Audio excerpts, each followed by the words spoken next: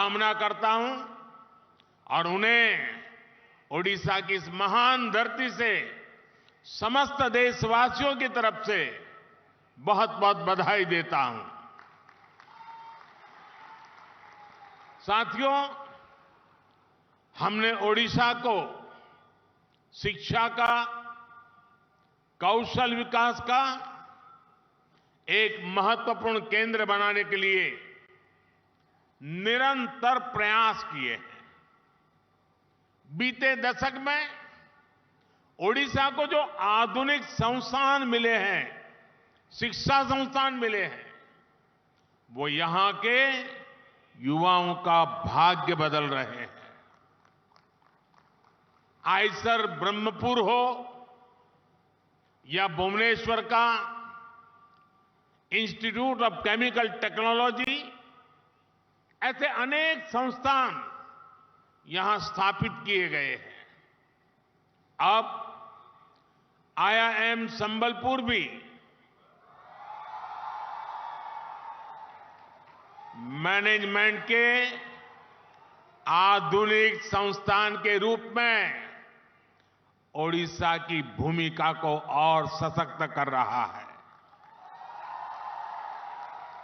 मुझे याद है 3 साल पहले कोरोना काल में ही मुझे IIM के इस कैंपस के शिलान्यास का अवसर मिला था।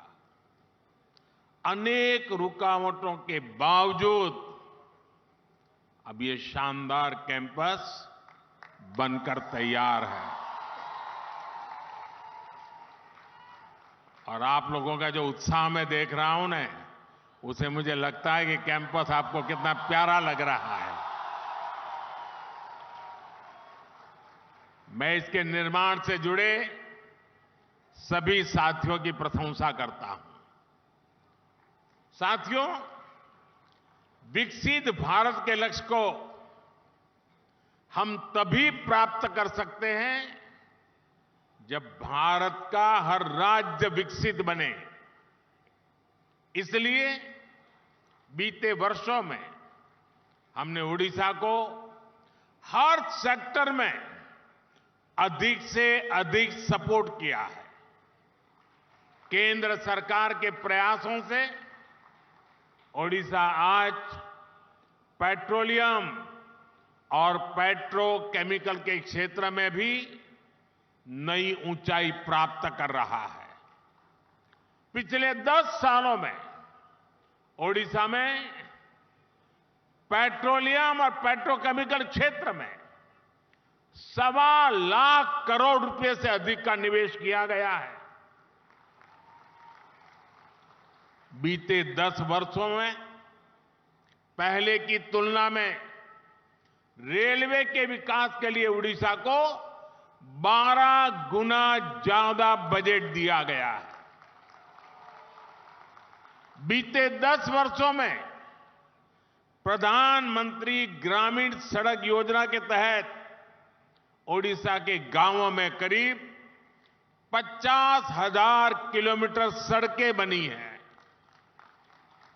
राज्य में 4,000 किलोमीटर से अधिक नए नेशनल हाईवे का निर्माण भी हुआ है। आज भी यहां नेशनल हाईवे, उससे जुड़ी 3 बड़ी परियोजनाओं का लोकार्पण किया गया है। इन प्रोजेक्ट से झारखंड और ओडिशा के बीच इंटर स्टेट कनेक्टिविटी बढ़ेगी और यात्रा की दूरी भी कम होगी। ये क्षेत्र खनन, बिजली और इस्पात उद्योग की संभावनाओं के लिए जाना जाता है। इस नई कनेक्टिविटी से इस पूरे क्षेत्र में नए उद्योगों के लिए संभावनाएं बनेगी, रोजगार के हजारों नए अवसर बनेंगे। आज संबलपुर तालचेर रेलखंड का दोहरीकरण, जार तरभा से सोनपुर सेक्शन तक नई रेल लाइन का भी शुभारंभ हो रहा है। पूरी सोनपुर एक्सप्रेस से सुबर्णपुर जिला यानी हमारा सोनपुर जिला आज रेल कनेक्टिविटी से जुड़ रहा है। इससे श्रद्धालुओं के लिए भगवान जगन्नाथ का दर्शन करना और आसान हो जाएगा। ओडिशा के हर परिवार को पर्याप्त और सस्ती बिजली मिले, इसके लिए हम निरंतर प्रयासरत हैं। आज जिन सुपर क्रिटिकल और ultra super critical thermal plants का उद्घाटन यहां हुआ है, उनका लक्ष्य भी यही है। भाई और बहनों, बीते 10 वर्षों में केंद्र सरकार ने जो नीतियां बनाई है, उनका उड़ीसा को बहुत अधिक फायदा हुआ है। हमने खनन के क्षेत्र में जो नए रिफॉर्म किए हैं, ओडिशा उसका बहुत बड़ा लाभार्थी रहा है। खनन नीति में बदलाव के बाद ओडिशा की आय में 10 गुना की वृद्धि हुई है। पहले खनिज उत्पादन का लाभ उन क्षेत्रों और राज्यों को उतना ही मिल पाता था जहां से खनन होता है। हमने इस नीति को भी बदला। केंद्र की भाजपा सरकार ने डिस्ट्रिक्ट मिनरल फाउंडेशन का गठन किया। इसे खनिज से हुई आय का एक हिस्सा उसी क्षेत्र में विकास के लिए लगाना सुनिश्चित हुआ। इससे भी ओडिशा को अब तक करीब करीब 25,000 करोड़ रुपए से अधिक मिल चुके हैं।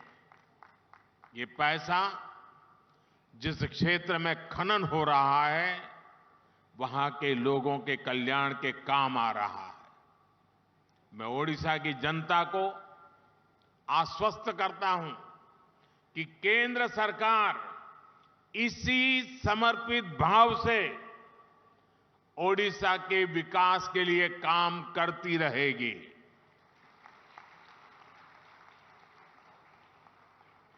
साथियों, मुझे यहां से एक बहुत बड़े कार्यक्रम में जाना है, खुले मैदान में जाना है, तो वहां मिजाज भी कुछ और होता है। तो मैं यहां लंबा समय आपका नहीं लेता हूं, लेकिन वहां मैं जरा अधिक समय लेकर के काफी बातें करूंगा। 15 मिनट के बाद उस कार्यक्रम में पहुंचूंगा। एक बार फिर आप सभी को विकास कार्यों के लिए मैं बहुत बहुत बधाई देता हूं और मेरे युवा साथियों को विशेष बधाई। बहुत बहुत धन्यवाद।